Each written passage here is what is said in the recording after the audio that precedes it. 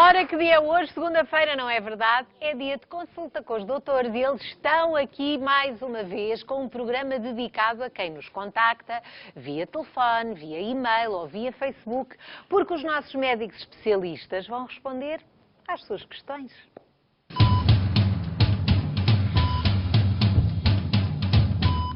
Ou é um forte aplauso ou não há doutores. Vamos a isto?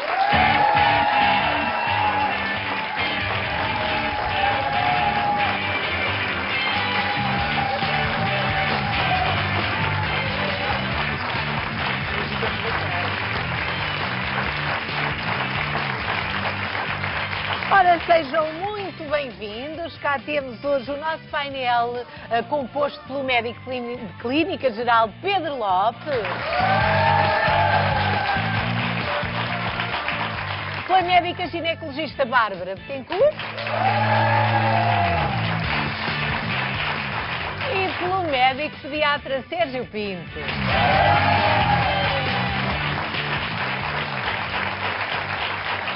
O que vale, eu acho maravilhoso, porque segunda-feira é um dia que as pessoas custa-lhes um bocadinho entrar na semana, mas os nossos doutores vêm sempre bem dispostos, não é? Só por isso merecem uma salva de palmas.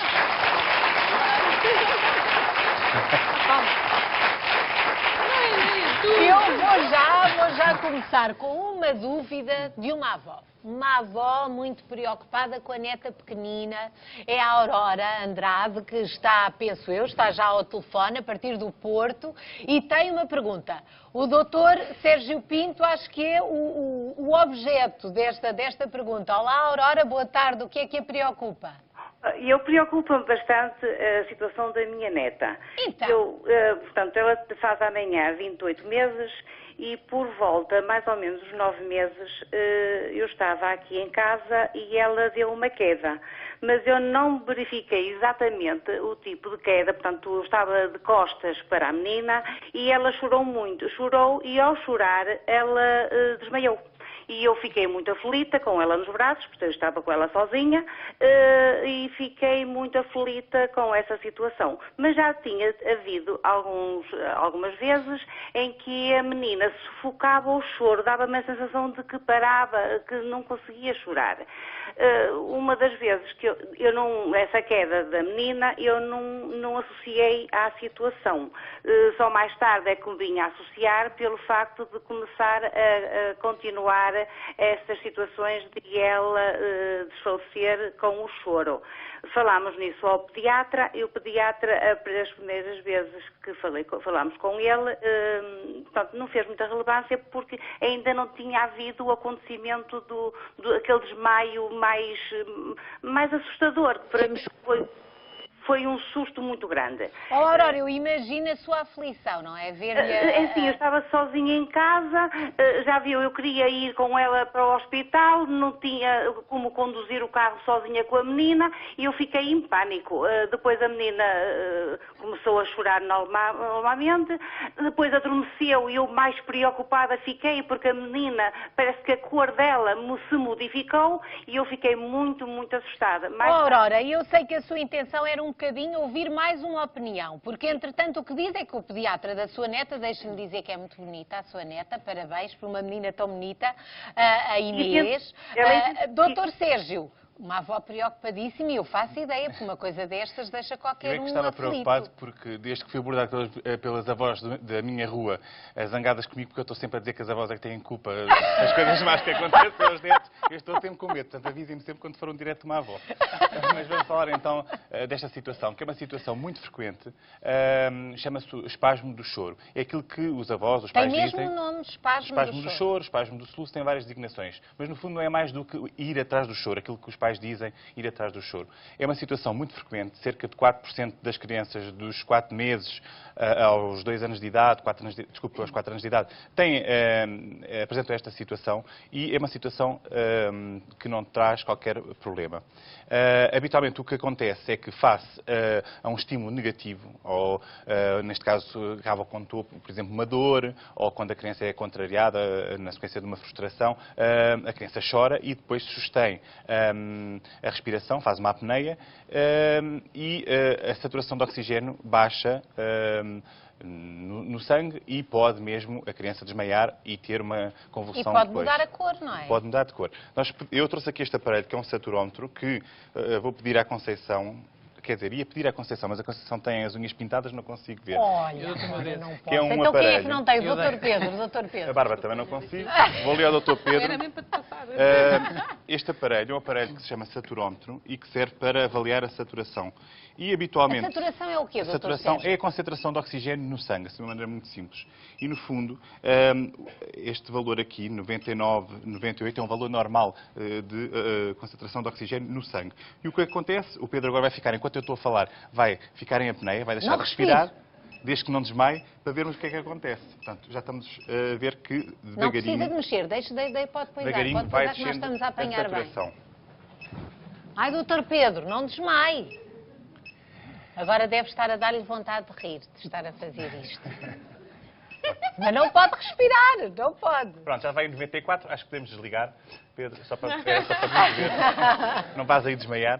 Mas, no Portanto, fundo, o que acontece é que uma birra pode dar nisto. uma birra, uma frustração, uma dor, pode fazer com que a criança desmaie e, na sequência, pode fazer com que a criança realmente fique muito angustiada, Tensa, não é? tensa e faça uma apneia, deixe de respirar. E ao fazer isto, o que vai acontecer é que não vai entrar ar nos pulmões, não vai oxigenar o sangue e a saturação vai baixar. E muitas vezes o que acontece, além da criança ficar roxa, muitas vezes desmaia porque a concentração de oxigênio que chega ao sangue não é suficiente e desmaia. Mas isto o que é que se deve fazer? Porque depois cada pessoa tem tendência É uma a abanar. situação.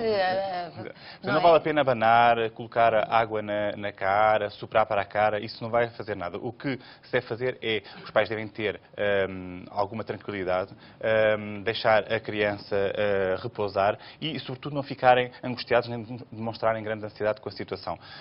Porque, no fundo, o que vai acontecer é que a criança vai perceber que vai ter ganhos secundários, os pais vão ficar aflitos e, naturalmente, vão tentar compensar a criança. E a criança vai perceber isto e vai usar, muitas vezes, esta estratégia para conseguir aquilo que portanto, quer. também temos crianças a deixar de respirar e a ficarem muito vermelhas, a fazer uma grande birra para conseguirem os seus objetivos. Ao não ajudarmos a criança a saber lidar com a frustração, porque a criança tem que aprender a saber lidar com a frustração, podemos, muitas vezes, estar a condicionar alguns comportamentos menos adequados nesta altura.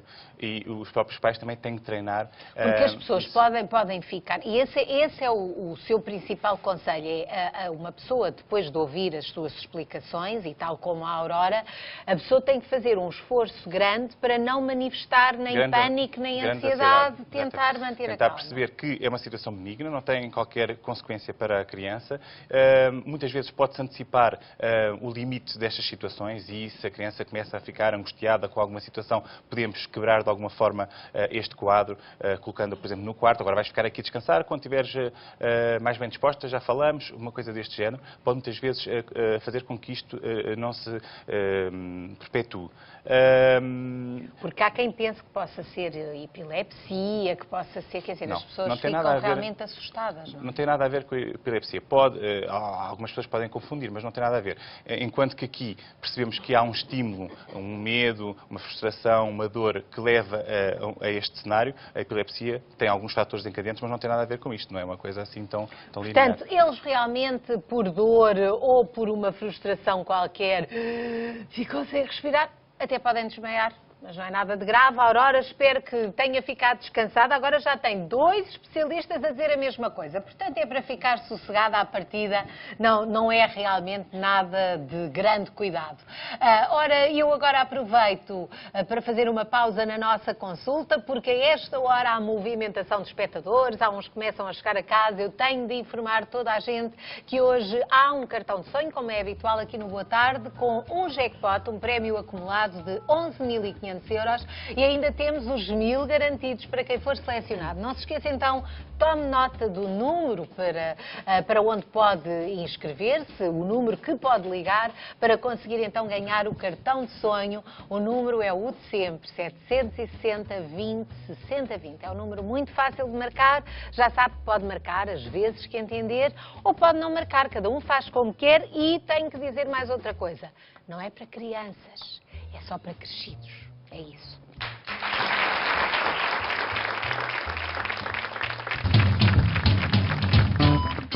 Será que uma cicatriz pode vir a dar problemas ao fim de 40 anos? Já a seguir, os doutores fazem a consulta em direto. Vamos ao próximo caso da consulta de hoje com os doutores do Boa Tarde. A Mariana Batista foi operada há 48 anos, diz ela, mas diz também que ainda hoje tem queixas da cicatriz. Doutor Pedro, preparado para uma consulta? Vamos a isso. Então vamos, porque a Mariana está à nossa espera. Está mais à sua do que à minha. Olá, Mariana. Boa tarde. Muito bem-vinda. Muito obrigada. Vou-me sentar aqui para acompanhar a sua consulta. Obrigada. Que bem disposta, Mariana. Já está Sempre toda disposta. primaveril. Então diga-me, Cal, qual é o problema com a sua cicatriz? A minha cicatriz ainda não cicatrizou. Pode falar para o doutor Pedro, que ele já tem coisas para Essa dizer. cirurgia foi há quanto tempo? Foi a 66. Já foi há muitos anos. Em março de 66. Foi uma apendicite Foi comigo, uma não foi? apendicite. Tiraram-lhe o apêndice no Sim, contexto de sim. uma apendicite, não É foi? uma coisinha assim, um golpezito assim. Uhum. Por acaso agora até está inflamado. Sim. Não estava, na altura que eu falei para cá, não estava. Mas eu disse, ai Deus, queira quando eu for à consulta que esteja inflamado. E quando é que... Mariana. Nunca desejar Que é isso. para ninguém Não, dizer. que era para o doutor ver. E quando é que a cicatriz lhe começou a dar problemas?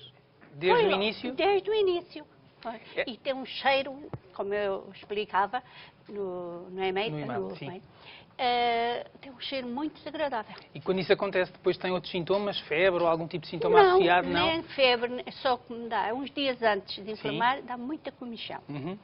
E depois começa a deitar aquelas bolinhas, Sim. líquido, fica ali uns 3, 4 dias, porque eu E depois com o acaba por betadine vou desinfetando. E faz depois- antibiótico quando é assim ou não? Não faço nada. Essa situação que está a referir é uma situação que se chama um seroma, que é, no fundo, uma reação inflamatória aos próprios pontos que são utilizados para fazer o encerramento da cicatriz e há a formação de uma coleção de um líquido, que é um líquido semelhante ao nosso plasma, que se organiza, fica ali acumulado e que pode fazer reações de infecção e de inflamação. O que acontece é que quando isso não é tratado ou drenado numa fase inicial, pode encapsular e recorrentemente, periodicamente, voltar a acontecer o que tem a acontecer. Pois, doutor Pedro. Não é Que frequente. a Mariana diz Foi em a 76. Foi em março, ou fevereiro ou março de 66. Não é frequente. Nós temos aqui 3 tipos de fios, só para as pessoas lá em casa também terem uma noção dos fios que são usados nas cicatrizes. Estes 2 fios que aqui estão são fios que não são absorvidos. Um é nylon, o nylon como aquele nylon das linhas de pesca, temos aqui o exemplo. Esses são para tirar. Estes são pontos que são para tirar e que normalmente são dados à pele. E este é um fio de seda, que é um fio também que não é absorvido. E depois temos outro tipo de fios que são utilizados nos pontos que são dados abaixo da pele, que é o caso deste que está aqui, que são absorvidos e, portanto, o organismo normalmente é capaz de os integrar e eles acabam Doutor por... Pedro, porque há, de facto, às vezes, mais do que um nível de costura. Há quase sempre. Não é? Há vários nós planos. Nós só vemos os pontos exteriores, mas por vezes há internos. Exatamente, quase sempre, porque o tecido subcutâneo é suficientemente espesso para que, se nós não dessemos os tais pontos abaixo da pele, a cicatriz por baixo fica fechada em falso, não é? E, portanto, às vezes pode ser necessário dar pontos até em músculos ou noutras estruturas que são cortadas na sequência do próprio procedimento cirúrgico e, portanto, há necessidade de dar pontos por vários planos para garantir o encerramento perfeito da cicatriz. Não é muito frequente, lá está ao fim de tantos anos, isso continuar a acontecer, mas como lhe disse também, é provavelmente uma situação em que houve o tal encapsulamento do tal seroma e ele recorrentemente, o tal líquido que fica ali colecionado, infectar, dar esses sinais, ficar uma ligeira flutuação e ele acabar por drenar, ou seja, espontaneamente ele rebentar e sair o tal líquido infectado, inflamado, com cheiro fétido. Deixe-me só interromper para perceber, isto acontece-lhe já ao fim de tantos anos, acontece-lhe uma vez por ano, 2 vezes por ano, é quando chega a primavera, é quando faz mais exercício, ou mais movimentos? É constantemente. Pode estar 15 dias, pode estar um mês sem inflamar, mas depois... Isto é mais frequente em cirurgias em que há descolamento de vários planos, ou seja, as cirurgias um bocadinho mais, com um bocadinho maior dimensão, ou seja, as cesarianas, as abdominoplastias, em que há situações mais na zona agressivas. do abdômen do que noutro sítio qualquer. Exatamente. Porque na altura em que isto aconteceu já existiam estes 2 tipos de fios. Sim, estes fios já E existem há este muito fio, tempo. desculpe, de vez em quando eu sinto picar, ponho o dedo, não é? E sinto que deve ser o fio que quer sair Não é tanto o fio. Provavelmente o que acontece é que quando estes pontos não são completamente incorporados, e pode acontecer em casos mais graves, uma própria distorção da cicatriz. Em vez da cicatriz ficar fininha e muito lisinha, palpam-se uns pequenos nódulos por baixo da linha que nós vemos à pele, que é a linha da incisão, e portanto esses nódulos traduzem zonas de cicatrização, zonas de fibrose, que são de facto... E ao fim deste tempo todo, há alguma coisa que se pode fazer, ou a Mariana vai ter que ter estas crises para o resto da vida? Eu já fui a dois cirurgiões e eles dizem que é normal, que é normal. Normal não é. Normal não é. Eu não percebo nada, mas também... Porque eu fiquei espantada quando soube do seu caso, porque uma pessoa julga cicatrizou, pronto, nunca mais há problemas com aquela cicatriz, mas não é assim. Não, o que haveria a fazer provavelmente seria voltar a refazer a cicatriz. Só que o risco-benefício da situação não justifica voltar a submetê-la a um procedimento desse estilo. Portanto, provavelmente é algo com o qual vai ter que ir convivendo e estar mais atenta e nas fases em que estiver infectada, ter o cuidado para que a infecção não seja mais grave. Desinfeto com betadine, aquilo ali em 2 ou 3 dias passa. Não tem diabetes, nem tem nenhuma situação desse estilo. Pronto, porque às vezes poderia já favorecer o risco de infecção e, portanto, seriam situações a acautelar. Mas é que a Mariana tem outra pergunta para o doutor, não é? Tem, é então, garganta. Vamos lá, isso Eu devo estar toda podre. Aproveite já que aqui está. Não está nada. Eu devo estar toda podre. Oh, doutora, aparecerem pessoas assim, pacientes com esta boa disposição, é logo outra alegria. Cheia de queixas e com boa disposição. Queixas e velhas. A garganta é a mesma coisa. Também acumula aqui a comida, mais deste lado. Já hoje eu estive a limpar a garganta. Dia sim, dia não, tenho que fazer limpeza à garganta. Mas a garganta é em que zona, Mariana? Aqui nas amígdalas. Retirou as amígdalas? Não, não tirei, mas elas é que estão para dentro e não para fora. Costuma fazer muitas amigdalites? Não. Nunca fez? Nunca fiz, doutor. Há situações, que é o mais frequente até, em que... Nem é miúda. As pessoas que fazem amigdalites com alguma frequência, a própria cavitação que se vai formando nas amígdalas faz cavidades, lá está a cavitação, que são favoráveis à acumulação de alimentos, sobretudo em alimentos que são de pequenas dimensões, o arroz, as sementes, às vezes alimentos mal mastigados que são engolidos ainda sem o bolo alimentar estar muito amolecido pela própria saliva, e esses fragmentos acabam por se acumular nessas tais locas. Eu vou aqui mostrar neste esquema. Portanto, nós temos aqui a cavidade oral e temos aqui atrás a zona onde vão estar as amígdalas. E há umas cavidadezinhas, uma de cada lado, que podem acumular os tais resíduos alimentares.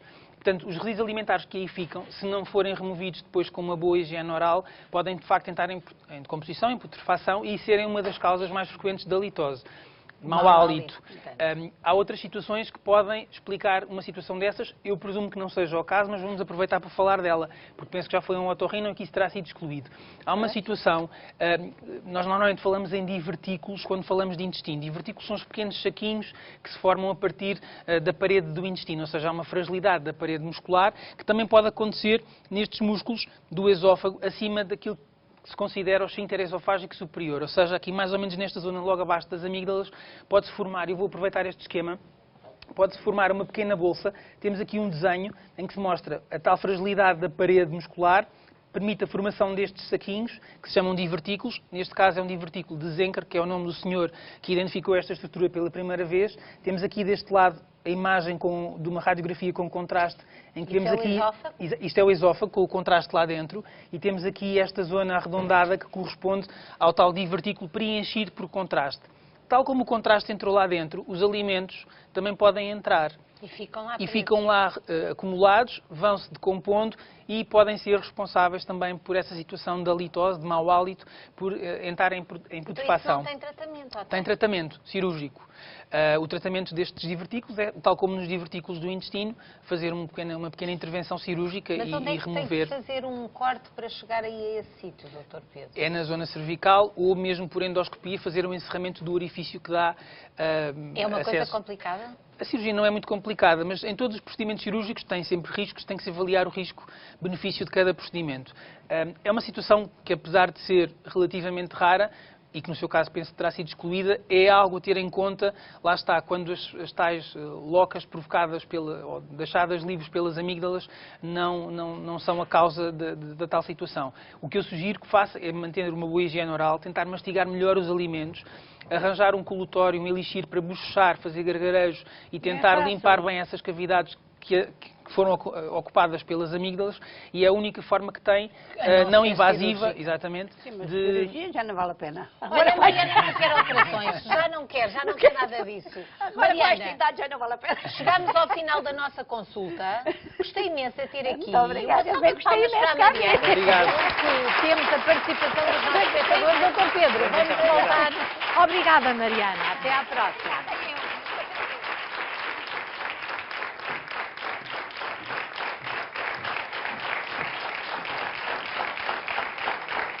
Até à próxima, dizia eu à Mariana, que eu espero que não seja por questões de saúde, só de nos encontrarmos assim, casualmente, por outra razão qualquer. De qualquer modo, depois da consulta com a Mariana, continuamos com as questões que temos para os doutores. São questões hoje todas colocadas pelos nossos espectadores e chegou-nos via e-mail uma outra para a nossa médica ginecologista, a doutora Bárbara. A Matilde, a doutora Bárbara, diz que desde há uns meses sente sintomas de infecção urinária, de infecções urinárias, e que a ginecologista dela a informou de que tem condilomas. E ela pergunta por que aparecem estes condilomas e se há mais do que um tratamento. O que é que pode dizer à Matilde?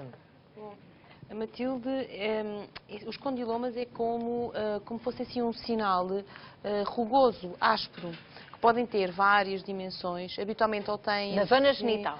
Pode aparecer em vários sítios. O exemplo de um condiloma é aquilo que às vezes aparece, que as pessoas têm nos dedos das mãos ou que têm nos cotovelos. Verrugas? São as verrugas. A verruga é um condiloma e é exatamente pelo mesmo vírus, que é o vírus papiloma humano, chamado HPV. Só que existe o vírus mais ligado ou dentro dos subtipos do vírus à parte genital. E existe a parte mais à parte depois do resto cutânea, como os cotovelos e as mãos. Este genital é uma doença sexualmente transmissível, portanto, apanhar este HPV é sempre por contacto sexual. E o que acontece muitas vezes nestas situações, principalmente porque ele pode estar no colo do útero, daí nós fazemos o Papa Nicolau, que já falámos muitas vezes, como também pode estar na vulva, pode estar na vagina, pode estar no pénis, pode estar no ânus, região perianal e também agora parece que uma das situações da faringe e até uma das causas de cancro da faringe, em cerca de 30% dos casos, também tem a ver com o HPV e provavelmente com o sexo oral, que tem sido um assunto bastante debatido recentemente. Este vírus tem o vírus de alto risco e os vírus de baixo risco. Os de alto risco são aqueles que nós sabemos que temos maior receio de que evoluam para cancro. Os de baixo risco muitas vezes dão estes condilomas, que no fundo são, claro que maçam, claro que chateiam, principalmente pela localização. Ela tem estes sintomas urinários porque é perto. Exatamente, porque como deve estar perto da uretra, acaba por criar aquele incómodo quando a Matilde urina e, portanto, tem essa sensação de desconforto. Agora, isto normalmente pode muitas vezes regredir, depende muito da imunidade e o HPV é um vírus muito oportunista. Portanto, se ela, muitas vezes, com uma boa imunidade, uma mulher nova, com uma boa imunidade, acaba por conseguir, muitas vezes, vencer o vírus sem necessitar de tratamento. Mas na maioria... Há risco de contágio, deve considerar isso. Sem dúvida, há risco de contágio. E muitas vezes esta regressão também não é assim tão óbvia. E pode ter como pode ter 100. Não é? Portanto, como aquele fundo, conjunto que estávamos a ver ali. Como estávamos a ver, às vezes parece francamente como fosse a situação nos doentes mais imunodeprimidos, às vezes nós chegamos a ver, e onde, por exemplo, as grávidas são um bom exemplo, porque as grávidas por si têm uma imunidade um bocadinho mais baixa e o vírus, como é oportunista nas grávidas que têm HPV, dispara de uma maneira assustadora e depois do parto, com a recuperação, muitas vezes desaparece. Tem riscos para o bebê ou não? Não tem riscos para o bebê. Não é uma contraindicação para um parto vaginal, a não ser que seja uma coisa muito exuberante, e isso já todos vimos, e aí sim é uma contraindicação, mas regra geral, só uma história de um vírus, de um HPV e de um ou outro lesão, não é. Agora, durante o parto, uma das situações que lá está é o bebê também aspirar e ter um contacto com o HPV e depois também ter algumas sequelas, nomeadamente em termos também de faringe. O que é que se pode fazer para combater este probleminha? Eu penso que na maioria das senhoras acaba sempre até porque é desconfortável, porque não é bonito, e pelo risco muitas vezes porque pode evoluir e portanto acaba sempre por optar por tratar. As opções, há alguns tratamentos, sendo que os dois que estão que são opcionais ou que são mais escolhidos é ou o laser, ou o tratamento laser, mas que é um tratamento cirúrgico e aí é feito a ablação laser de toda aquela zona, ou então fazer uma coisa relativamente mais recente, que é o imiquimod, também, que é um creme que altera tem uma ação de supressão deste vírus local e que, bem colocado, acaba por fazer a destruição total destas lesões com um resultado fantástico. O problema deste fármaco é que ele é muito agressivo, é que ele é um creme e, portanto, existem alguns truques que têm que ser colocados, como em camada muito fina, ou seja, a aplicação não é pôr ali uma pasta de creme, tem que ser muito fina, é aplicada 2 a 3 vezes por semana e depois, durante a noite e de manhã, a pessoa tem que ter o cuidado de retirar todo este creme, porque senão vai mesmo fazer não só a destruição daquela zona, mas de todo o tecido. E muitas vezes as pessoas abandonam o tratamento porque ficam desconfortáveis e com uma área muito inflamada. Mas bem aplicado, basta só dizer estas duas, três coisas, nesta zona, em camada fina e a lavar, é incrível, os resultados são muito bons e, portanto, tem sido das opções a nível mundial como uma nova opção terapêutica. Com certeza que a Matilde se sente mais esclarecida agora com as suas informações. Entretanto, mais uma pausa na nossa consulta para lembrar os nossos espectadores do nosso cartão de sonho. 11.500 euros é tudo o que está hoje acumulado no jackpot. 1.000 euros é o prémio garantido. No final do programa será entregue. Vamos lá ver se entregamos também o jackpot. Depende dos seus palpites. Pense já no número que me quer dar. Nos números, são 4. E se quiser, entretanto, inscrever-se é o 760 20 60 20.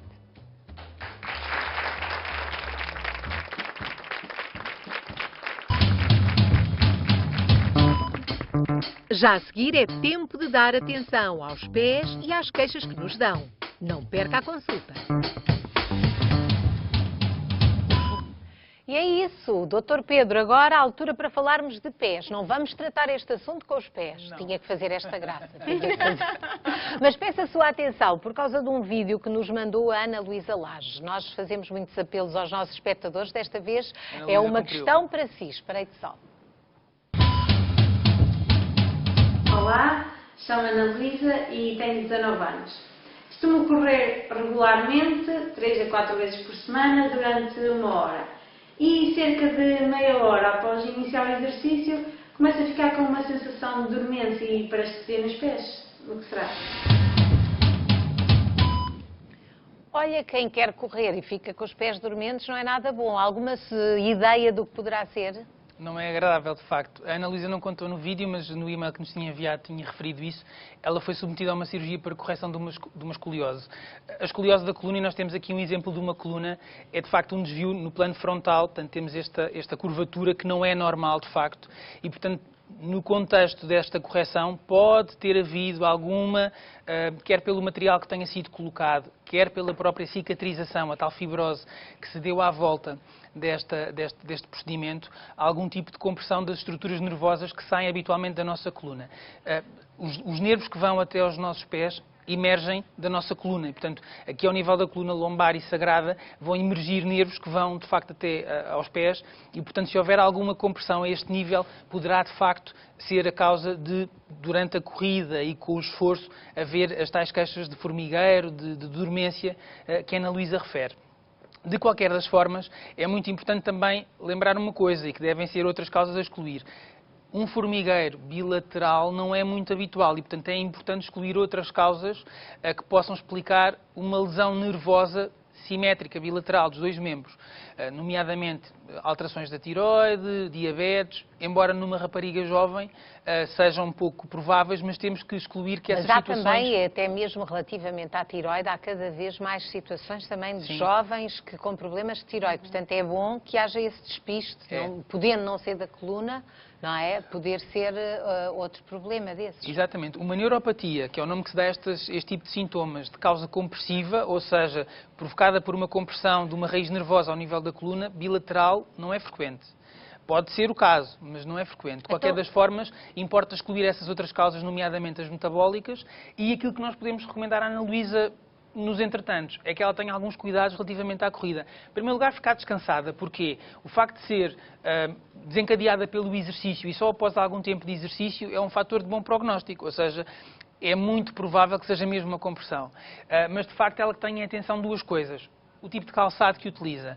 Muitas vezes as pessoas começam a fazer exercício com alguma convicção, e a Ana Luísa corre 3 a 4 vezes por semana, e não usam calçado adequado. Nós temos aqui 2 exemplos de ténis que são... Próprios para correr? Não, estes não são próprios para correr, porque são ténis que não têm uma câmara de ar suficientemente Portanto, ela deve adequada. ter uma espécie de amortecedores para correr. Exatamente. Porque senão o impacto na coluna é maior, não é? Porque todo o impacto do sol é transmitido às articulações do corpo, nomeadamente às da coluna, e tendo em conta o contexto de cirurgia prévia por uma escoliose que ela tem, pode ser um fator desencadeante das tais queixas sensitivas, neuropáticas, que a Ana Luísa refere. Este tipo de ténis que tem uma câmara de ar que são mais deformáveis e que têm uma câmara de ar mais alta, são de facto mais adequados para a corrida. Depois, escolher bem o sítio para onde vai correr. Deve ser uma zona com pavimento mais regular possível para evitar que haja mau posicionamento dos próprios pés durante a corrida. Outra coisa que pode ser feita, enquanto não é excluída a tal outra causa e enquanto não é feita uma avaliação, é tentar fazer. Existem várias técnicas hoje em dia de medicina física e reabilitação, fisioterapia, nomeadamente a reeducação postural global, ou seja, são exercícios para corrigir a postura e para muitas ela vezes viciosa. aprender a correr se ela não correr Exatamente. bem, não é? Porque nós muitas das vezes fazemos de qualquer maneira o exercício, já falaram aqui os doutores mais do que uma vez nessa preocupação que devemos ter. E o calçado realmente é uma boa sugestão.